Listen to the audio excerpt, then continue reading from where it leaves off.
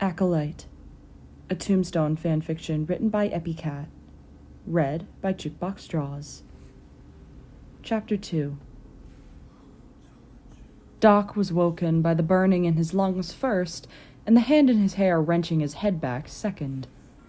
The organs were still raw from the holy water dousing that put him in this state in the first place, and he couldn't help the wet hacks that forced themselves up his throat, choking on the blood he wasn't able to spit out due to the angle his head was being held at. With a grimace, he forced himself to swallow it down and look up at his captor with bleary eyes. He tried shifting a little, as the wooden chair he was tied to was not comfortable, but hissed as new pain registered. He tried to ignore the glee in the hunter's eyes as he assessed his newfound injuries. The shackles binding him were clearly made for demons, with tiny symbols etched into the blessed iron. The ropes keeping him uncomfortably upright were soaked in holy water, and they were beginning to burn and chafe, even through his clothes. In essence, he was fucked.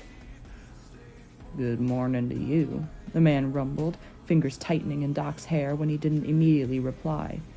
In all honesty, with the state his lungs were in, he wasn't even sure he could answer, but it seemed an attempt was needed. "Not too good for me, I'm afraid," he rasped, voice breaking on a couple syllables and trailing off into a barely audible squeak for a few others. Lord, he sounded pathetic. The hunter hummed in consideration. "Yeah, I can agree to that," he decided, abruptly letting go and causing Doc's head to drop to his chest at the sudden loss. With a sneer, he quickly forced it back up, wrenching his neck around to watch as the hunter slowly circled him. Doc wasn't too sure where the rest of his little followers were, but judging by the sounds of merriment in the room over, they were already well into celebration for another demon caught. Eyes narrowed, Doc vowed to make them regret ever placing that summoning box in the dirt. His attention was once more dragged to the lead hunter, which now that he actually had time to peruse through memories of the summoning, he realized was named Marcus Sinclair. A sharp smile crept up his face. "So, Marcus, considering the fact that all your fellow hunters are in the other room, while you're the only one in here partaking, I have reason to believe this may be personal for you," Doc murmured, not willing to raise his voice and deal with all the cracks.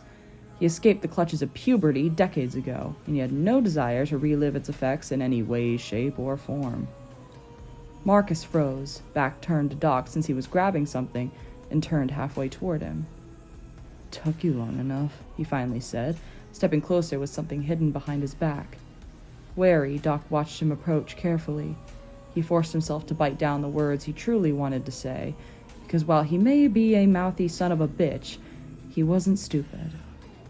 Another cough forced itself out, while quite suddenly he realized he was absolutely drenched in sweat, with fine tremors running through him, causing him to clench his teeth to fight against them chattering. All this exposure to blessed iron was not doing him any favors. He could practically see the devil smirking at him, eyes ablaze. "This one's on you, Holiday." While he may be right, Doc would never admit to it, on principle. Marcus stepped forward, and he could finally see what the man was holding, a blessed iron knife dripping with holy water. Not great, he silently acknowledged, but it could be worse. He thought back to that one chip of iron he'd swallowed from his drink in the Oriental all those months ago. The burning in his chest flared at the memory, because as bad as it was now, it had nothing on what it was then. For that, he was grateful. Marcus frowned, obviously a little put off by Doc's lack of reaction.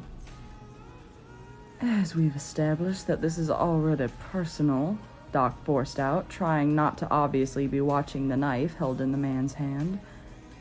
"Just what did I do to deserve such ire?" The hate in the hunter's eyes flared brighter for a moment at distant memories, though quickly refocused back on Doc's hunched form. "Wasn't you, Holiday," he said, creeping closer with slow, purposeful steps. It made Doc feel like prey. He hadn't felt like prey since the first time he tried to trick the devil out of his deal in the very beginning. "Was your kind, though, and that's good enough for me. One that did it is long dead by now. Some other hunter, some other town." Stripped down to just his undershirt and pants, the burning heat and the cursed blade drawing near caused him to shiver harder, and the flesh nearest to it sizzle quietly. Biting his lip hard enough to bleed, he stayed silent. But with how hard he was gripping onto the seat of his chair, he knew there would be hidden indents in the whorls. The knife was drawn away, just for a moment, before the sharp edge was gliding across his cheekbone with just enough force to draw burning, blistering blood. He jerked his head away from the blade, but the hunter easily followed the movement, though it caused the line to become jagged. The smell of his own burning flesh was beginning to make him nauseous, and the idea of throwing up all the whiskey he'd drunk earlier was not a pleasant one. The hand in his hair was back, somehow tighter. He felt a few strands give under the pressure, but the rest held firm, kept him stock still as the burning blade swept across his other cheekbone. He couldn't help the hiss from escaping between clenched teeth, or the way his eyes were burning, but he did make a desperate attempt to bite at the hand held a little too close to his face while Marcus looked over his work. Getting close enough to practically taste the skin he was about to tear into, a burning agony erupted into his thigh, prompting an unsolicited yelp that he was too surprised to bite back. Looking down, vision blurred by the unwanted tears in his eyes, he found the knife sticking deep into his thigh. Shifting a little to accommodate the pain made him realize the tip was buried into the wood. Gritting his teeth so hard they creaked ominously, he bared them at Marcus and glared with as much hellfire as he could summon in such a weakened state. The man managed to look a little surprised by the display, but not as afraid as Doc was hoping. The attempt exhausted him on top of everything else, and he slumped back against the ropes that burned only a little less than the knife stuck in him. "You better kill me fast," he growled out, words barely audible to his own ears over the rushing of his blood and the pounding of his heart. "'Cause if you don't, Wyatt Earp will find you red-handed and leave you a bleeding stain along these walls." He paused, forcing a jagged smile onto his face. "And that's only if I don't get to you first." At the mention of Wyatt, the hunter finally began to look a little unsettled. Doc had a faint memory of them seeming afraid of Wyatt in their initial encounter. If the whole group was afraid of the law, perhaps he could manipulate some of the more green members. He listed Marcus as a lost cause. His only priority with the other man was to hopefully live through the encounter. He didn't hold much hope on being able to convert them toward any form of sympathy, though. A roughly calloused hand grabbed his face, the nails digging into the soft skin right below the cut on his cheekbone. His eyes continued to water, with one eye overflowing and leaking a tear that slid right onto Marcus's thumb. The man smiled and wiped it away with an almost gentle movement, though the other 4 nails still digging in hard enough to make his jaw ache bellied the man's real intentions. "Crying already, Holiday?" he murmured, voice mocking. Suddenly he tilted his head, eyes curious. "Though that's not your real name, is it? Just the body of the man you've taken over. But judging by the blood you're coughing up, he didn't have much life left to live when you stole it from him anyway." "My name is John Henry Holiday, and it would do you well to put some respect to it," Doc snarled, twisting his neck to try and pull himself from the man's hold on his face, but it held firm, tightening even more. He wasn't able to shut his mouth all the way, with Marcus's pointer finger and thumb digging into the hinge of his jaw. "Real cute," he muttered, continuing to eye Doc for a long while. Finally, he released his hold and stepped back. In an act of finery that downright shocked the demon, the other man pulled out a pocket watch and flipped it over, frowning at the time he saw. "Seems like you get a break from me," he said, sounding not very happy about it. But then he lifted his head and had that dark gleam in his eyes. "The rest of the guys, on the other hand..." Ice-cold dread slithered deep within Doc. One man's cruelty he could handle, but a merciless beating from 3 drunk, riled-up men? Once again, he was fucked. He watched as Marcus laughed quietly to himself and left, the screen door at the main entrance slamming shut behind him with the squeal of the springs. The men in the other room continued to drink, but Doc knew it was only a matter of time until they realized he'd been left alone. It took less than 3 hours to gather everyone up, most of whom Wyatt had to wake up. They'd all answered their doors, bleary-eyed and disheveled, annoyed up until he said what he was there for. He was out extremely early enough that Virgil even looked a little disgruntled at being disturbed. But when Wyatt saw the faint traces of sunrise beginning to peek over the horizon, he couldn't wait anymore. So now he, Virgil, Morgan, Louisa, Creek, Jack, and McMasters were all crammed into the living room of Kate and Josephine's house. Wyatt knew immediately to go to Kate, because otherwise there would be no lead. Doc going on deals was no surprise, but him not being back within a few hours was. Since the man was summoned places, there was no trail to follow. For all Wyatt knew, he could be in goddamn Texas and be none the wiser. So he watched as Kate slowly shuffled her deck of tarot cards, everyone waiting impatiently for even the faintest clue. The first one she laid down was Judgment, which was upside down. She paused for a moment and frowned, but slowly placed the second one. It said High Priestess, also upside down. Her anxious looks were not helping with Wyatt's own unease, but he waited until she was done. Carefully she placed a third card, and this one was easy to make out. The Devil, upside down. Now Wyatt was frowning. Did the devil have something to do with Doc's disappearance? He'd been told things had settled down between them. "What does all that mean?" Virgil asked, voice rough. Kate sighed, peering down at the cards. "Let me start with how the cards felt. Strong. So I'm confident in saying he's still in the state," she said, looking up at them, her eyes slowly falling on Wyatt. "But these cards aren't telling me a very good story," she admitted. "Out with it, please," Morgan muttered, visibly upset. Nodding, Kate pointed to the one that said Judgment. "The order here is important, but I'll get to that. This card usually means punishment or destruction when it's reversed like this. Basically, not nice things," she explained. Wyatt felt his stomach sink. "I take it all the cards being reversed like this isn't a good sign?" Kate looked sympathetic. "No, it isn't." She tapped the High Priestess card.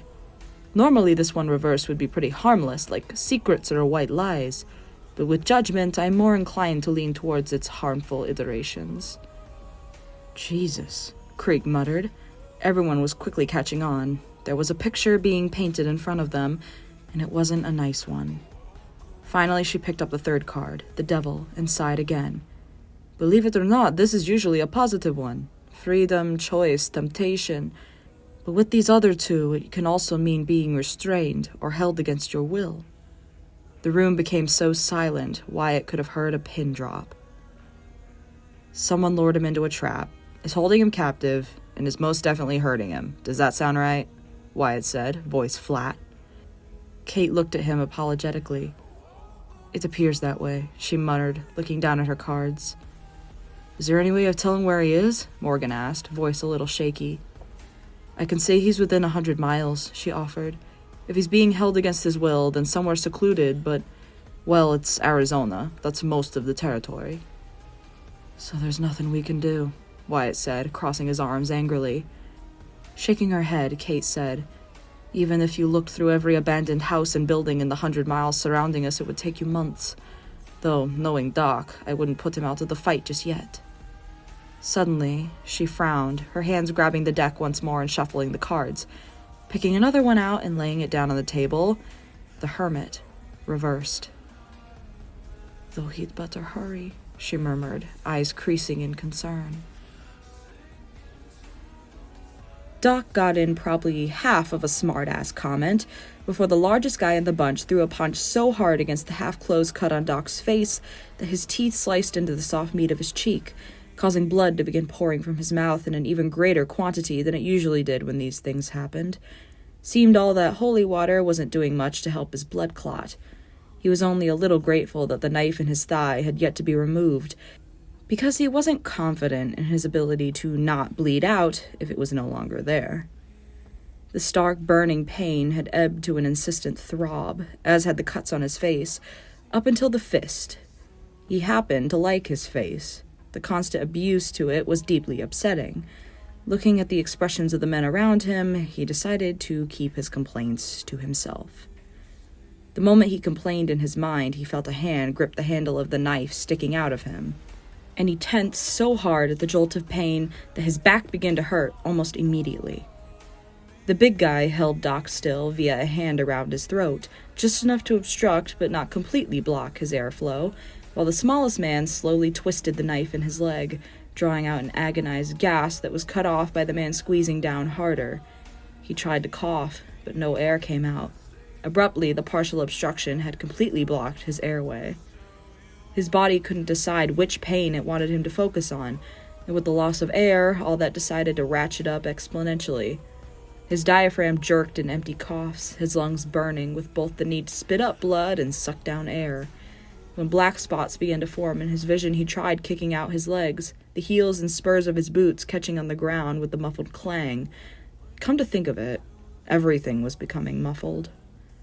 The pain in his face and leg had faded away, but his lungs were burning worse than a forest fire, and his head felt like it was going to split open. Somehow, his face felt numb.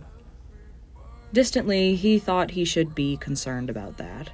But then his kicking had slowed down, just reactionary twitches in his feet. Even the need to cough didn't feel so prescient.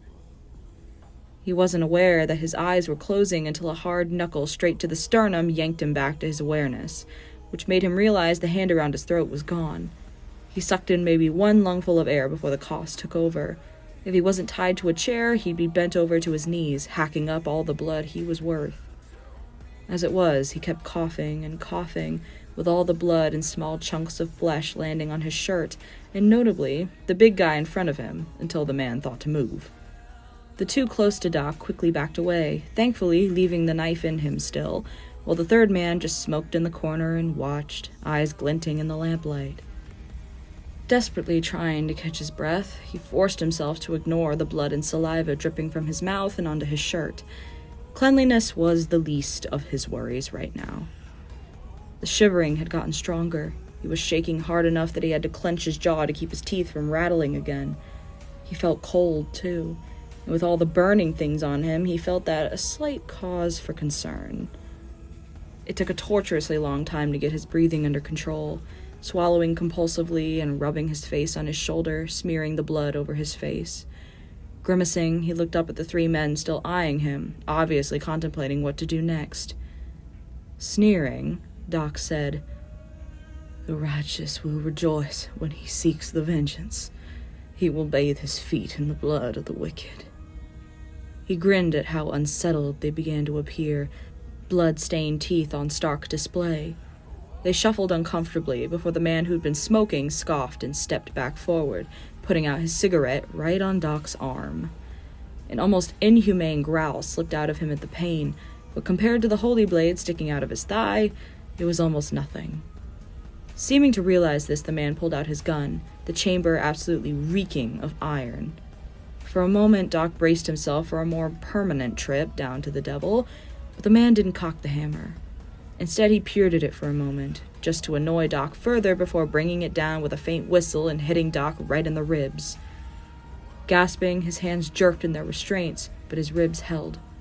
However, the bloodlust the first hit seemed to have sparked didn't bode well for their continued ability to stay intact. He swallowed again, tasting only blood, breathing harshly through his nose. It seemed the other two men had gotten their fill, for now. As they leaned back against the wall and stared, laughing when the butt of the gun was brought down again, and again, and again. By the fifth hit, he was beginning to feel something buckle in his chest, and at the sixth, there was a distinct crunch that drove any ounce of air left in him right out of his body. He wheezed, twitching back into the chair in any attempt to escape the bludgeoning he was being put through, but the man just wouldn't stop. 10 hits, and he felt another rib snap. 12, and there went another. At this point, there was so much blood dripping from his mouth that his shirt was sticking to his collarbone. "Hey, if you kill him too soon, Marcus'll gut ya," the small one warned, taking a hesitant step forward, but didn't try too hard to stop him. Insensate with pain, Doc's head just hung forward, his chin digging into his bruised sternum as he tried to force air into his lungs, the sound rattling ominously. As far as he could tell, he hadn't punctured a lung yet, but he wasn't too happy about his odds of getting out of here before it did eventually happen. Thankfully, it seemed the man was smart enough to be more scared of his boss than he wanted to kill Doc, as he backed off with a sneer of his own. "Smart ass. Unholy things like him ain't got no right saying God's words," he spat, glaring daggers at Doc, who wasn't even looking at him. His fingers were clenched so hard on the sides of his thighs that he could feel the denim creaking beneath his fingernails. Trying to breathe through the pain was never going to work, and at this rate he felt like he'd never be lucky enough to pass out, so he just had to endure. The chatter of the three men was soon drowned out by the ringing in his ears. He clenched his jaw again, squeezed his eyes shut, but it only got louder. The nausea was getting worse, and he could only assume it had something to do with the blessed iron soaking into his blood. Christ, he was in for a long night with that thing. A minute later, and he realized he was swaying slightly, as much as he could within his tight restraints.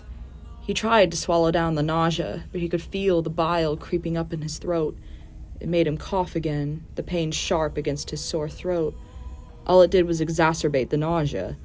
Resigning himself, he tilted his head away from as much of his body as he could, feeling the saliva continue to pool hot and sour in the corners of his mouth. One more swallow was all he could manage before he finally threw up, every heave causing every single wound on and in his body to scream in pain. He managed to get most of it on the floor, with only some of it landing on the edge of his sleeve and his boot. The amount of blood was cause for concern, but something that could wait. Exhausted, he sank against the ropes, ignoring the way his skin sizzled a little at the direct contact. But he swallowed again, trying not to gag at the taste, but forced himself to keep it down. He didn't have it in him to throw up again. Faintly, he heard the three men slinking out of the room, muttering in disgust. But thank God, Doc was finally left alone. In the piercing silence, the ringing continued, but much quieter. He spared a tired thought for Wyatt, hoping the man wasn't too worried. Without quite realizing it, he drifted off. Wyatt knew Kate was right about a search being hopeless. He dissolved the posse before it even had a chance to form, ignoring the pitying looks he got from everyone, excluding Kate. His already erratic sleep schedule became non-existent. He sat in the kitchen and stared out all the windows with wide, tired eyes, trying to see if he could pick out Doc's drawl whispering in his ear. He didn't sleep, out of fear of missing the moment Doc joined in on the cacophony hounding him each night. With every fiber of his being did he dread the moment it happened, but he refused to not be there to witness Doc's crossing. Wyatt's position as deputy was only held at this point because Virgil was sheriff. He spent most of his time riding wider and wider circles outside their home, faintly hoping to find a sign of Doc. Any sign. Each time, he came up with nothing. Before he knew it, 4 days had passed, 5 since Doc was taken, and nothing new had occurred.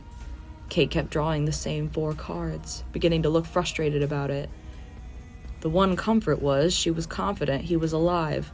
In what state was the detail everyone was silently worried about.